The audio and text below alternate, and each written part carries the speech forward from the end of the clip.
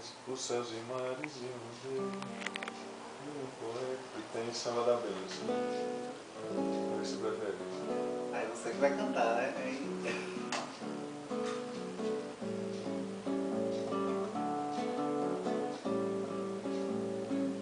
É melhor ser alegre que ser triste. Alegria é melhor coisa que existe. É assim como a luz no coração.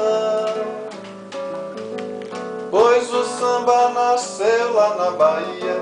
E se hoje ele é branco na poesia, se hoje ele é branco na poesia, é negro demais no coração.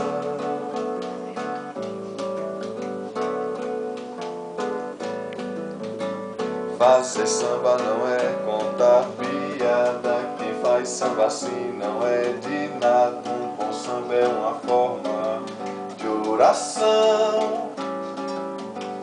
Pois o samba é a tristeza que balança. E a tristeza tem sempre uma esperança. A tristeza tem sempre uma esperança de um dia não ser mais triste, não.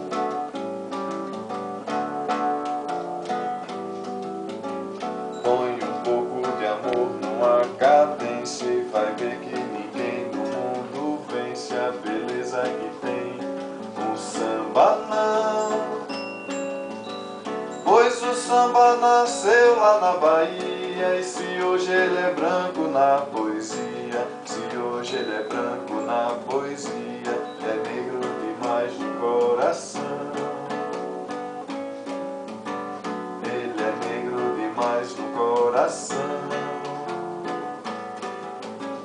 Ele é negro demais no coração. Nossa, né? Cantar essa. Pode ser.